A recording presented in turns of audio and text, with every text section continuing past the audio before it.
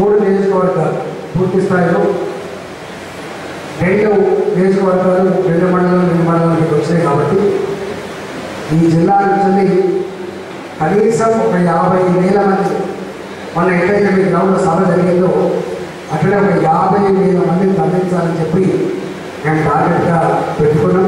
దేశంలో పెద్ద పెద్ద సభలు పెట్టిన చరిత్ర టీఆర్ఎస్ పార్టీ మాత్రమే ఉన్నది. ఒకసారి అయితే మీకు తెలుసు, కిరణ్ కుమార్ గారు ముఖ్యమంత్రి ఉన్నాడు, అప్పుడు మీరు కూడా మాత్రమే సభలు ఉన్నాడు. 1 రూపాయిగా ఏం చేసుకుంటామో చేసుకోపో అన్నాడు. నీ అప్ప జాతీయ కాలం చేసిన కిరణ్ కుమార్ రెడ్డి తెలంగాణ ప్రజల చెమట పైసల్లో నువ్వు చేసుకోవాలని చెప్పి ఆ రోజు సమాధానం చెప్పాడు. అవునయా, నాకు తెలంగాణకి ఇచ్చే కరెంటు రూపాయి ఆదాయం కాదు, అది కుక్క కరెంటు, రైతాంగం ఇచ్చే కరెంటు మేము ఎట్లా ఇస్తామని చెప్పింది తప్ప పంటలు కాపాడే ప్రయత్నం ఆనాడు జరగలేదు. ఆనాడు కరెంటు అమ్ముకున్నది తప్ప, హైదరాబాద్ ఇచ్చడం తప్ప ఉత్తర తెలంగాణ మాత్రం ఇయ్యలేదు. ఎంతో మీకు తెలుసా? 5,300 కోట్ల రూపాయలు. ఇవాళ 12 గంటల కరెంటు కోసం, 9 గంటల రైతుల కరెంటు కోసం మనం ఇస్తున్న సబ్సిడీ 5,300 కోట్ల రూపాయలు.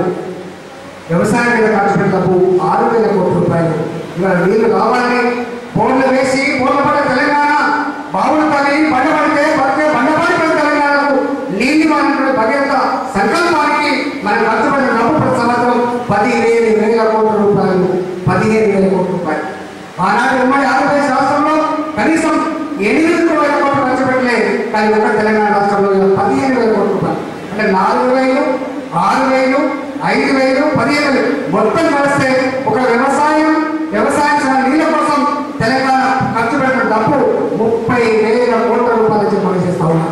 ఆనాడు ఒక్క రోడ్లు కావచ్చు, ఆనాడు వ్యవసాయం కావచ్చు, ఆనాడు అన్నిటి కోసం ఖర్చు పెట్టిన డబ్బు 10,000 కోట్లు, 11,000 కోట్లు అయితే కేవలం ఒక వ్యవసాయం దానికి అనుబంధంగా ఖర్చు పెట్టినటువంటి డబ్బు 30,000 కోట్ల రూపాయలు. వరదలు వచ్చినప్పుడు మానేరులో 3 వ్యక్తులు కొట్టుకుపోయి ఆనాడు భద్రత మంత్రిగా ఉండే, ఫిషరీస్ మినిస్టర్ ఉండే, అయ్యా చచ్చిపోయినంటే ప్రొవిజన్ అని చెప్పిండ్రు. కానీ మానవత్వంతో మీకు సాయం చేయమంటే ₹1,00,000 సాయం చేసింది. కానీ మన ప్రభుత్వం ఏం చేసింది అంటే ప్రొవిజన్ లేకుండా కేవలం అడుక్కుంటే ఇచ్చే పద్ధతి కాకుండా ప్రొవిజన్ పెట్టాలని జీవో ఇవ్వాలని చెప్పి మత్స్యకారులు కనుక చనిపోతే 5-6 లక్షల రూపాయలు చొప్పున ఎక్స్ప్రెస్ జోసెఫ్ జీవో ఇచ్చుకున్నాం. ఆనందం ఏమన్నారు, మీ ముఖాలకు పరిపాలించుకున్న నైపుణ్యం ఉంటుందని చెప్పిండ్రు. కానీ ఇలా మన ముఖాలు కాదు, వాళ్ళ ముఖాలకు పరిపాలించుకున్న నైపుణ్యం లేదు.